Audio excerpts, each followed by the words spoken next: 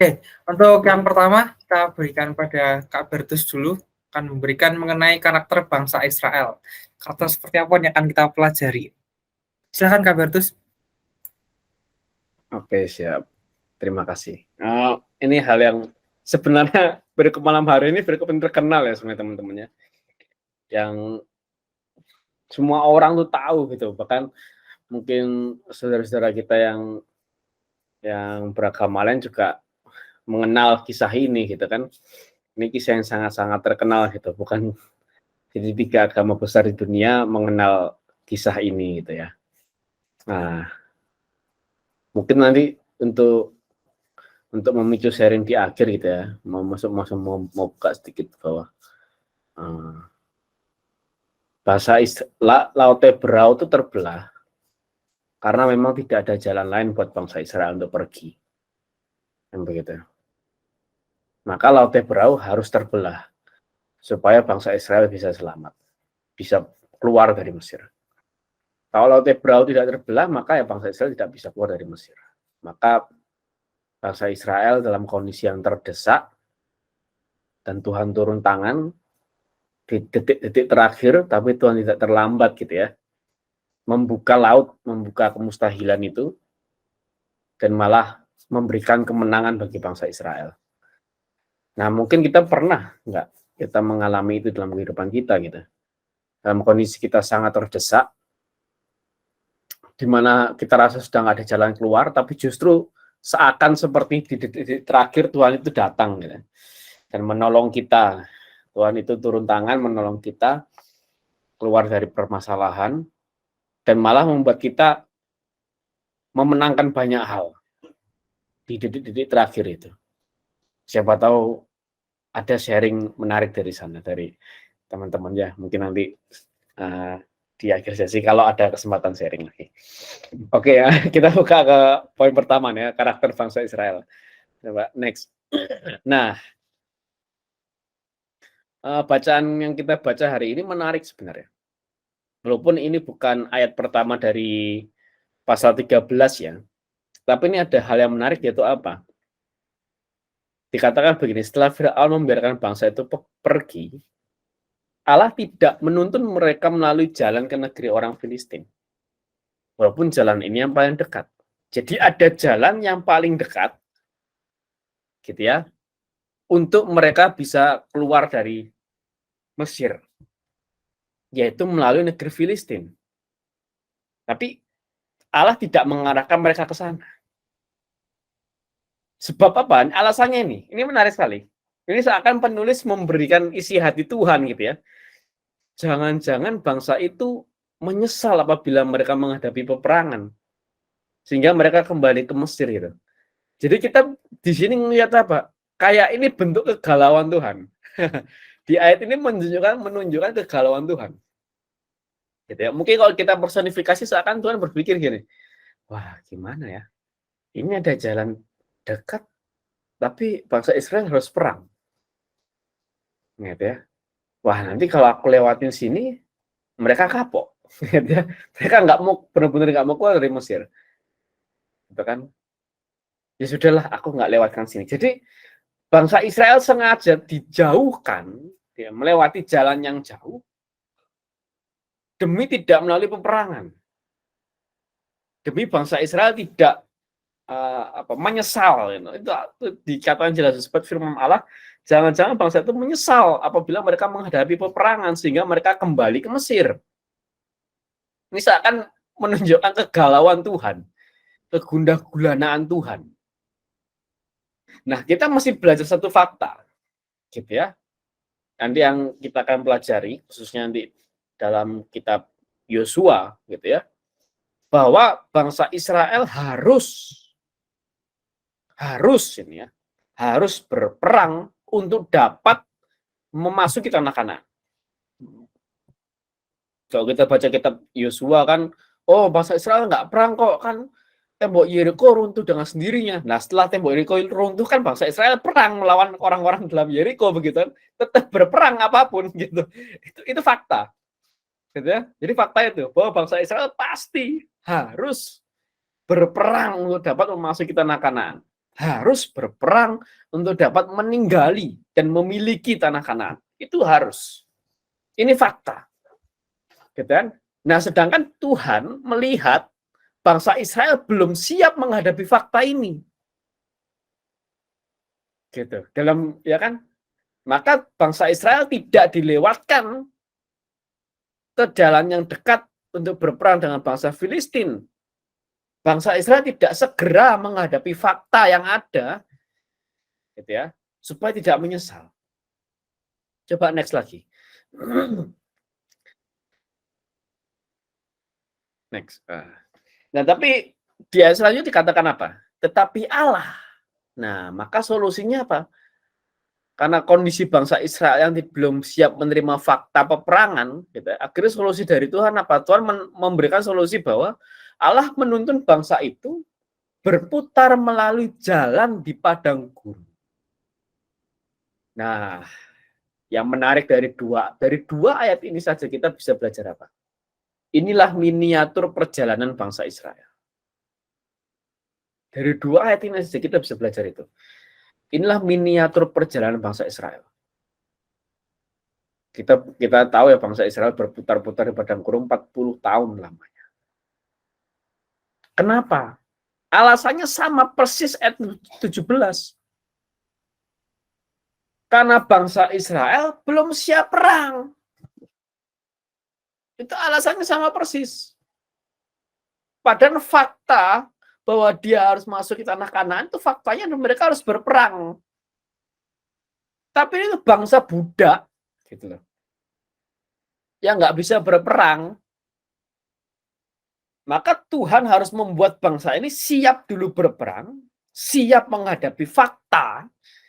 Jadi baru dihadapkan dengan fakta, barulah mereka siap untuk berhadapan dengan tembok Yeriko. Baru mereka siap berada di Sungai Yordan, berhadapan dengan tembok Yeriko. Ketika bangsa Israel belum siap perang, Tuhan akan terus putar.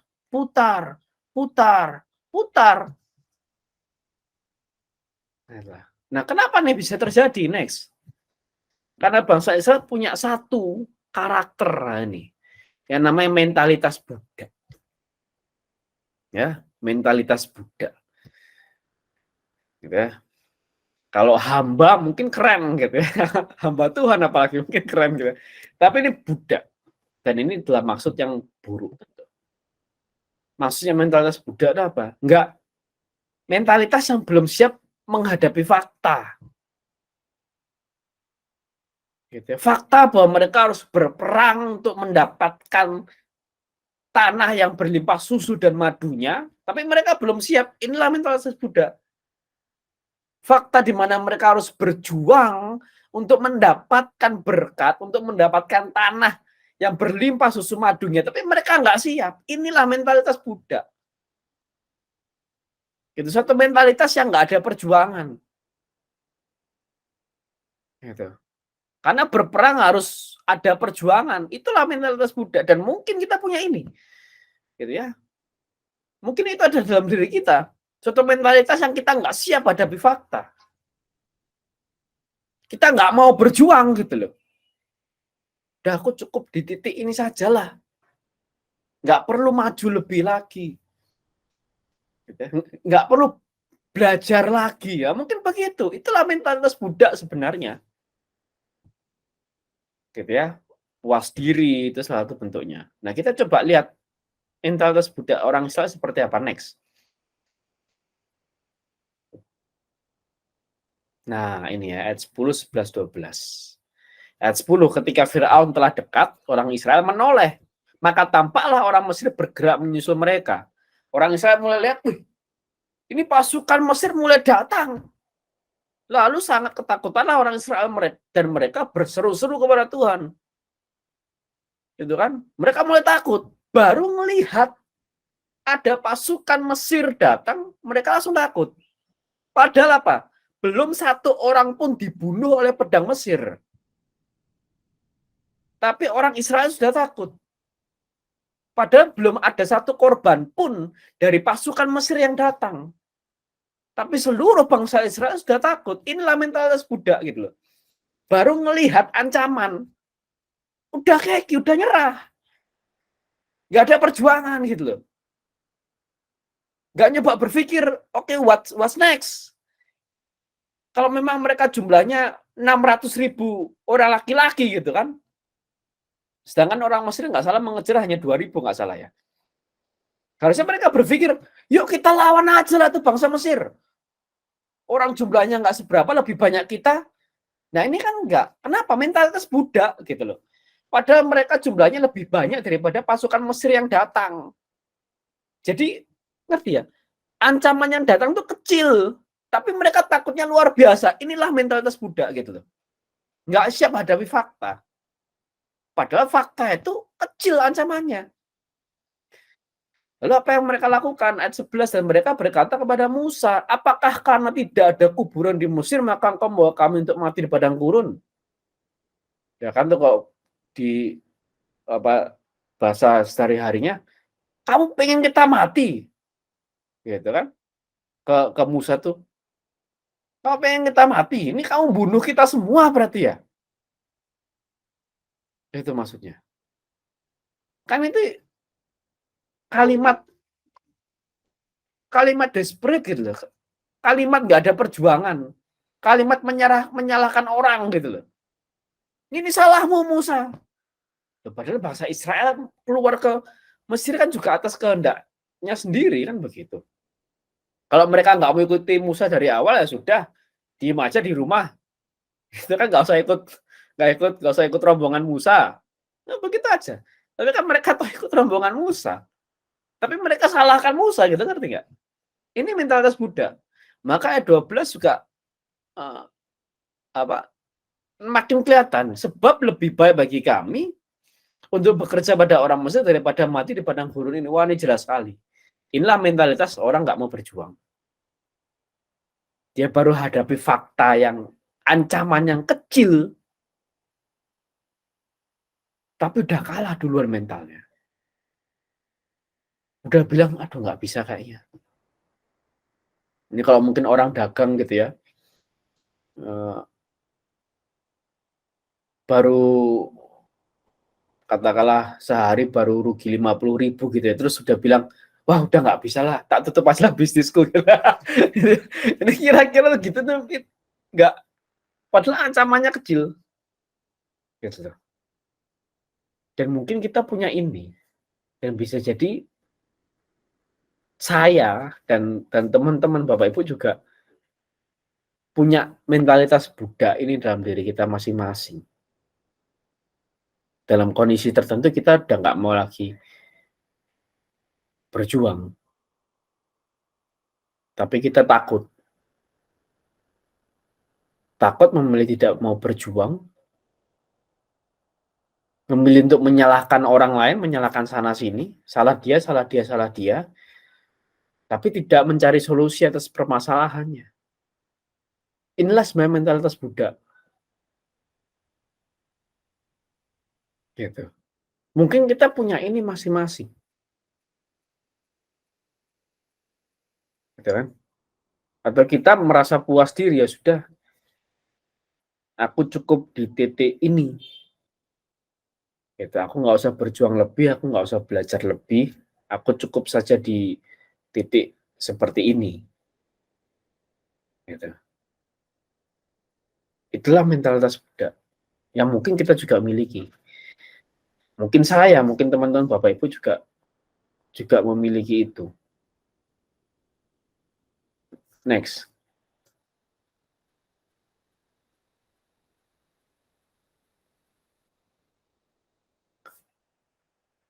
Nah, ini dikatakan oleh Hedok ya. Ini maaf belum saya terjemahkan bahasa Indonesia ya. Jadi padang gurun inilah di mana mereka mencintai rantai mereka mencintai kekang mereka. Gitu ya, setiap kesusahan itu membuat mereka mengeluh, gitu ya, membuat mereka tidak bisa melihat kasih karunia Tuhan, membuat mereka mengeluh pada Tuhan, membuat mereka mengeluh kepada hamba Tuhan yaitu Musa saat itu, gitu ya. Tapi menarik kalimat terakhir. But God bears patiently with the defects of a carnal and long oppressed nation. Tapi Tuhan sabar. Itu menanggung bangsa ini. Nah, ini menariknya.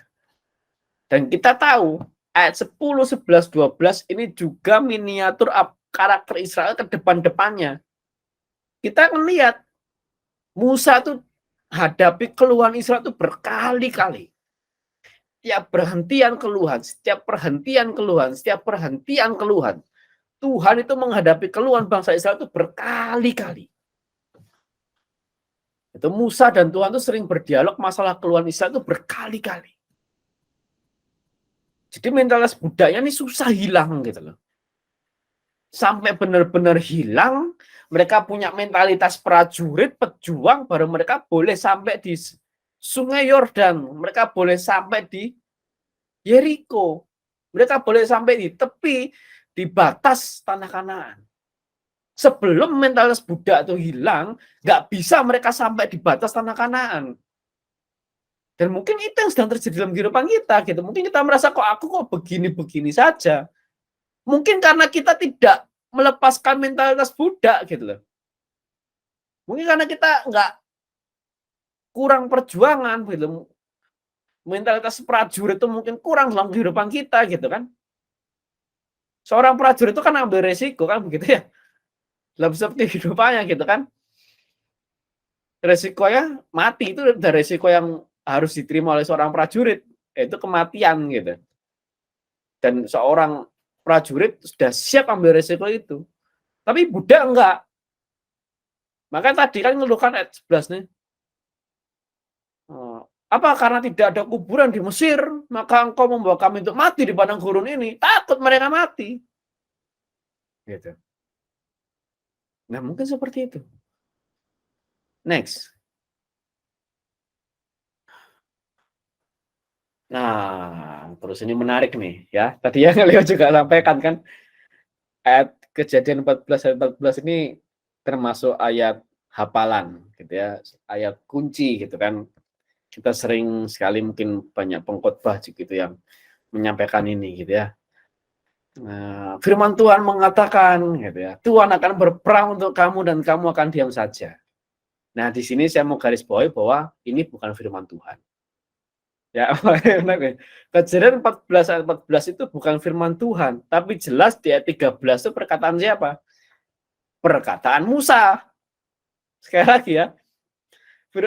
Kejadian 14 ayat 14 yang mengatakan Tuhan akan berperang untuk kamu dan kamu akan diam saja, itu bukan firman Tuhan.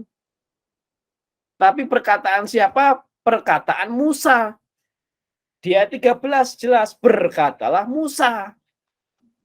Jadi Musa yang ngomong, Tuhan akan berperang untuk kamu dan kamu akan diam saja. Bukan Tuhan yang bilang. Jadi ya, tapi ayat ini hal yang baik kita pakai ayat ini untuk misal kita hadapi hal yang susah, terus membuat kita mungkin tetap tegar, kita tetap kuat, tetap bertahan dalam setiap kesusahan, kita tetap berjuang dalam setiap kesusahan kita, dan kita buka ayat ini, Tuhan akan berperang untuk kamu dan kamu diam saja, itu bagus. Tapi ketika ayat ini mulai dipakai untuk kita berlaya-laya dan tidak melakukan apapun, itu jelek. Karena bukan itu yang Tuhan mau. Sekali lagi saya katakan, Kejadian 14 ayat 14 ini bukan firman Tuhan, tapi perkataan Musa. Dan Musa ngomong ini punya maksud. Gitu ya. Next. Nah, menariknya adalah ayat 15 baru Tuhan berfirman. Berfirmanlah Tuhan kepada Musa. Apa firman-Nya? Mengapakah engkau berseru-seru demikian kepadaku? Wah, gitu ya. Jadi seakan Tuhan mempertanyakan perkataan Musa di ayat 13 dan 14 gitu loh. Ya kan, ini menarik. Ini baru firman Tuhan ayat 15.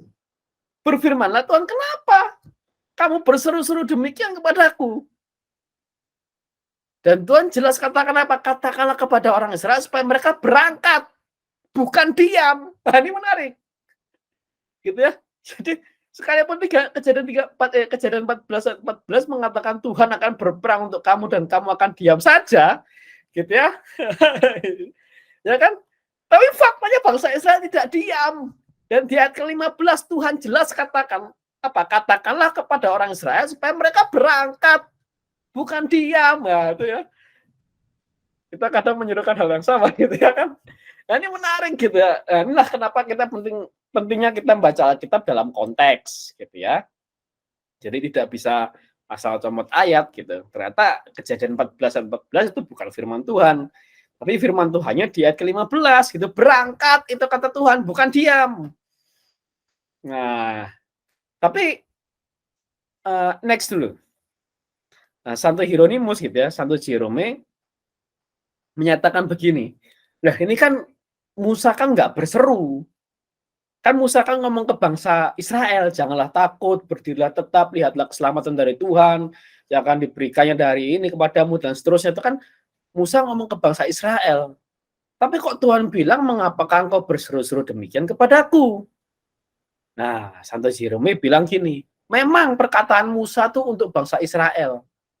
Tapi hatinya Musa tuh berseru sama Tuhan gitu ya. Hatinya Musa tuh teriak sama Tuhan. Sekalipun perkataannya tuh bangsa Israel. Maka Tuhan bilang, mengapa engkau berseru-seru demikian kepadaku? Tapi apa maksud Musa ketika Musa berkata kepada bangsa Israel, Tuhan akan berperang untuk kamu dan kamu akan diam saja. Maksudnya apa? Next. Maksudnya nih, kita lihat dalam terjemahan yang lain apa? The Lord will fight for you and you shall hold your peace. Gitu ya. Yahweh will do the fighting for you. All you need to do is to keep calm. Bukan stay idle. Bukan diam, tidak melakukan apapun, tapi apa? Tenang. Maksudnya begitu. Tuhan akan berperang untuk kamu dan kamu tenang saja. Yang kamu lakukan apa? Tenang. Bukan diam dan tidak lakukan apapun. Tapi tenang. Dan ayat 15 katakan Tuhan bilang apa? Berangkat. Nah, coba bayangin teman-teman ya. Kita mungkin kalau baca kitab Keluaran, apalagi di perikop malam hari ini kita baca Tuhan membelah laut gitu ya. Laut Ebrau terbelah. Kita akan baca bahwa, wih keren ya. Wah enak sekali bangsa Israel saat itu ya. Bisa melihat mujizat sebesar itu. Tapi kalau kita bayangkan kita jadi bangsa Israel gitu ya. Dikatakan laut itu terbelah di sebelah kanan dan kiri gitu ya. Dan kita mau lewat ke tengah-tengahnya itu sebenarnya takut loh itu. Itu mengerikan sebenarnya loh. Bayangin kita ngelewati. Ini laut tiba-tiba terbelah kanan kiri laut. Kita lihat kanan ada hiu gitu ya. Di kiri ada ikan paus gitu kira-kira kan. Di kanan ada ikan apa, di kiri ada ikan apa gitu ya. Itu nggak mudah mereka bisa melewati laut Ebrau loh. Kalau kita bayangkan kita jadi orang Israel gitu ya. Karena kita bisa berpikir, jangan-jangan tiba-tiba nutup lagi aku mati. Itu mungkin mereka berpikir begitu loh ya. Jadi kalau kita baca sekarang, wah keren ya Tuhan bisa membelah laut. Ya kita orang sekarang gitu kan, karena kita udah tahu endingnya. Lah mereka yang nggak tahu endingnya, mereka yang menjalani itu nggak mudah. Maka Musa bilang, Tuhan akan berperang untuk kamu tenang saja gitu ya. Ngeri ya. You shall hold your peace. You need to do is to keep calm. Kamu tenang saja. Bukan diam, tapi berangkat menyeberangi laut Ebrau. Jangan diam. Next.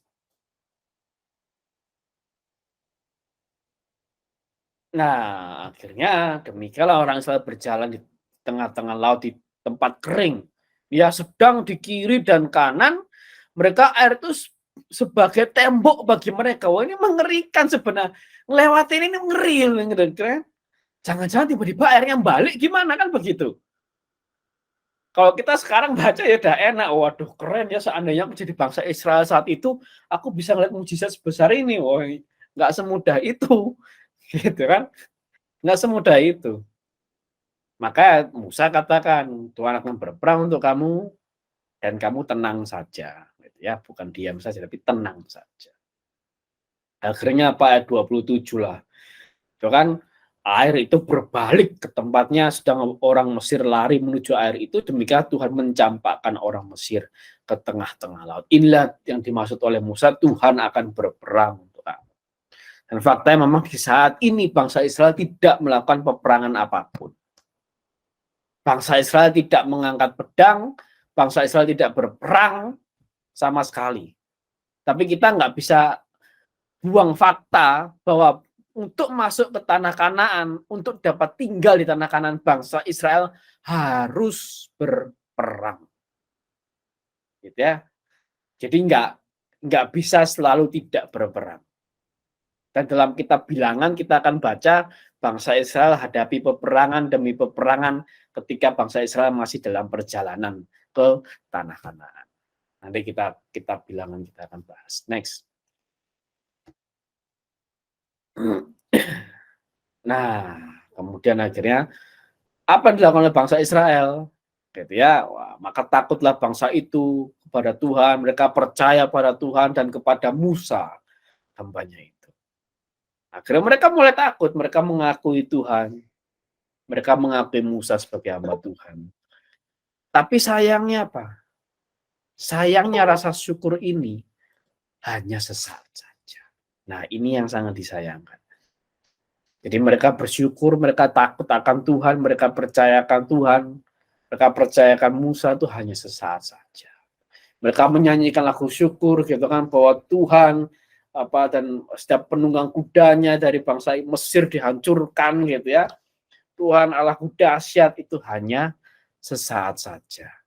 Karena nanti kita baca di minggu depan, di 2 minggu lagi ya, bangsa Israel mengeluh lagi. Nah, inilah mentalitas budak dari bangsa Israel.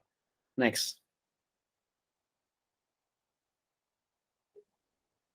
Nah, maka apa yang bisa kita pelajari dari sini? Itu mentalitas budak yang sangat melekat pada bangsa Israel. Mentalitas yang nggak mau berjuang, mentalitas yang sudah takut pada ancaman itu masih kecil. Dan ancaman itu kecil, mereka sudah takut, mereka sudah nyerah, takut mati, nggak mau berjuang, gitu ya, nggak mau tumbuh, nggak mau maju. Nah, ini yang mentalitas budak. Mungkin kita memilikinya, mungkin saya, mungkin teman-teman Bapak Ibu memilikinya. Yang kedua, bangsa Israel belum siap untuk menempuh jalan paling dekat dengan peperangan. Padahal faktanya mereka harus tetap berperang. Dan yang ketiga, Tuhan yang mengalahkan orang Israel. Tuhan yang mengalahkan orang Mesir. Namun bangsa Israel tidak diam, melainkan tetap tenang, berjalan melewati laut berlaut yang tertutup. Itu saja dari saya. Terima kasih. Silakan dilanjutkan oleh Bapak Leo.